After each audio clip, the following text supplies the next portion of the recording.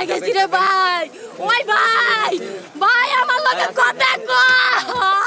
নিখোঁজের 3 দিন পর রাজধানীর তেজগাঁও শিল্পাঞ্চল এলাকা থেকে বিজয় নামের 17 বছরের এক যুবকের মৃতদেহ উদ্ধার করেছে পুলিশ।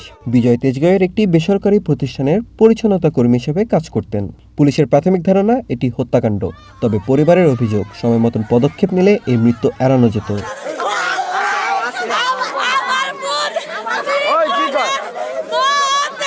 রবিবার রাতে তেজগাঁও এলাকার ইন্টারন্যাশনাল ডিস্ট্রিবিউশন কোম্পানি আইডিসি এর একটি বন্ধ জেনারেটর রুমের তালা ভেঙে বিজয়ের মরদেহ উদ্ধার করে পুলিশ। নির্জন ও নীরব এই কক্ষটি দীর্ঘ সময় ধরে বন্ধ ছিল। এর আগে দুপুরে একই প্রতিষ্ঠানের পিয়ন রাজু অফিসে ফোন করে বিজয়ের মরদেহের অবস্থান জানান। পরিবারের দাবি এই রাজুই হত্যাকাণ্ডের সাথে জড়িত।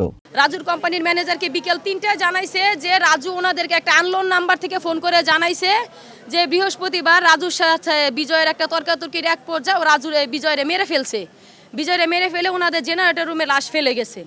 এটা ওনাদের হেড অফিসে রাজু আনলোন নাম্বার থেকে ফোন করে জানাইছে। এই অফিসের লোক নাকি বিজয়ের অফিসের ম্যানেজারকে কোম্পানির ম্যানেজারকে জানাইছে 3:30টার সময়, কিন্তু 3:30টা থেকে রাতের 10:30 পর্যন্ত আমার এই ব্যাপারে কেউ কিচ্ছু জানায় নাই। নিহত বিজয় গত বৃহস্পতিবার থেকেই নিখোঁজ ছিলেন। নিহতের পরিবার বনানী থানায় নিখোঁজের মামলা দায়ের করে। সেই মামলার সূত্র ধরে রাজুকে জিজ্ঞাসাবাদের জন্য আটকও করেছিল পুলিশ, তবে জিজ্ঞাসাবাদ শেষে তাকে ছেড়ে দেওয়া হয়। বৃহস্পতিবার সন্ধ্যা রাত্রে 10:30 বাজে জিডি করার পর থেকে শুক্রবার থেকে এই পর্যন্ত আমি যতটুকু আইন শৃঙ্খলা বাহিনীকে আমি যতটুকু হেল্প করছিলাম আমার ভাইয়ের মামলাটার বিষয়ে, তারা যদি আমাকে একটু সহায়তা করতো তাহলে আজকে আমার ভাইয়ের লাশ এইখান থেকে বের হইতো না। পরিবারের অভিযোগ, বিজয় নিখোঁজ হওয়ার একদিন পরেই রাজু ঢাকা থেকে পালিয়ে যায় এবং কর্মস্থলে অনুপস্থিত ছিলেন, তবুও তাকে নজরদারিতে রাখা হয়নি।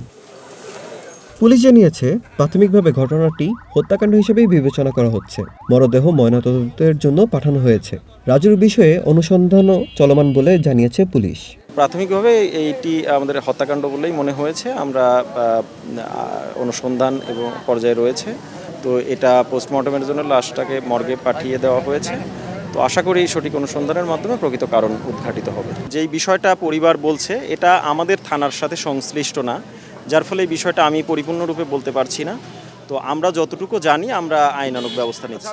নিখোঁজের অভিযোগ, সন্দেহভাজনকে আটক করে ছেড়ে দেওয়া, এরপর তার পলায়ন, আর শেষ পর্যন্ত 3 দিন পর উদ্ধার হওয়া একটি কিশোরের লাশ।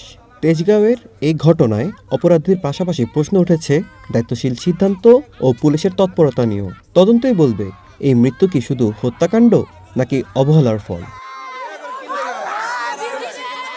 Shoaib Hasan, One News, Dhaka.